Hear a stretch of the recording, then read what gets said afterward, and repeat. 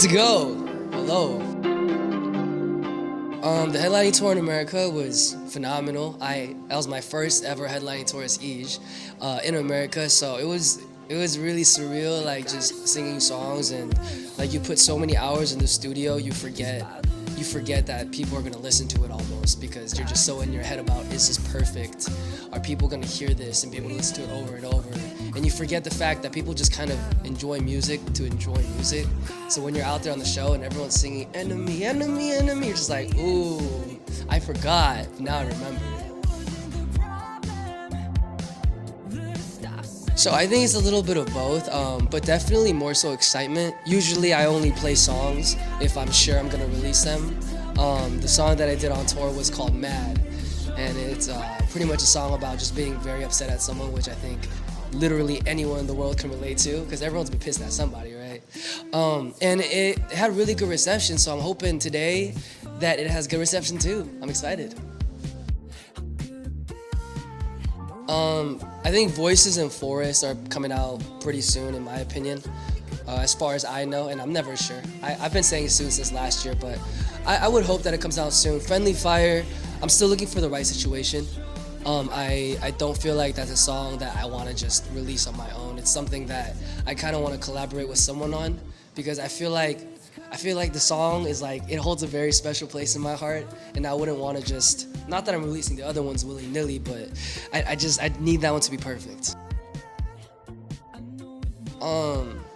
So insomnia has always been a thing that I didn't understand. I just thought I always had a really hard time falling asleep for no reason, and that's just kind of how it was, and I was supposed to suck it up. And then probably like in 2000, I forgot when, like 18 or 19, I had my first panic attack. And then starting from there, I started getting help with medicine. And from there, I realized that, oh, I can't sleep because I'm anxious about everything, literally everything in my life, and I've always been.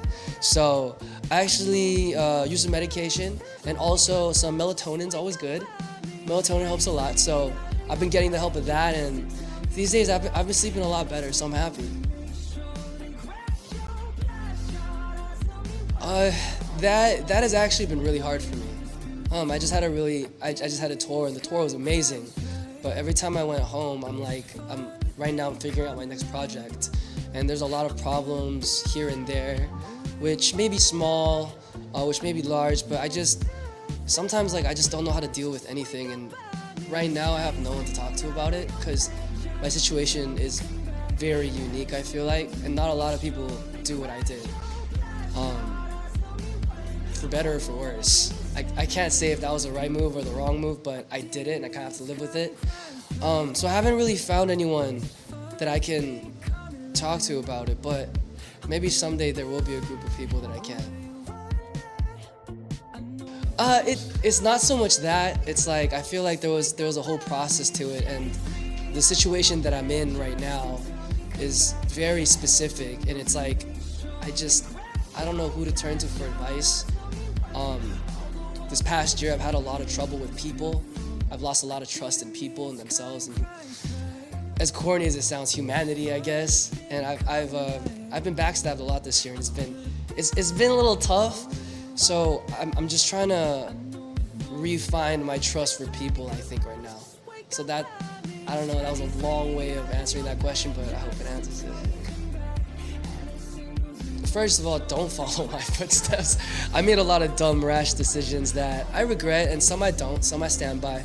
But for the most part, I think anyone that wants to do music in general, I think the biggest piece of advice that I'm trying to understand and fully learn right now myself is just make the music that you want to make, and as long as you're proud of it, man, as long as you're genuine and you really, really believe the words that you're saying and the words that you write, I think other people will see that belief and believe it in turn as well. Oh, that's a hard one. I mean, there's so many. I go on Spotify all the time, and all these artists that I'm listening to have like 20 million monthly listeners, 30 million, and I know it's not numeral. That's a hard question for me, because I'm not sure. I'm not sure if I will be happy if someday I have 20 million listeners, or if someday I'm doing arenas. Right now, I feel like I'm pushing on because I know that the people who gave me a chance, I know the people who gave me, I know the people that gave me a platform, sorry. I think I'm doing it for the people who have given me a chance, who stuck around. So right now, I don't really have any goals, and that's what I'm looking at. I have a project that I'm putting together. I recently met a producer who was really interesting, and he shifted my view on a lot of things, because before I would go into a studio and I was taught to write good verse plus good pre plus good chorus plus good bridge equals good song. And he kind of shifted that all around. And now I'm starting to see that maybe art's not dead. And I'm really, really excited for this next one. I can.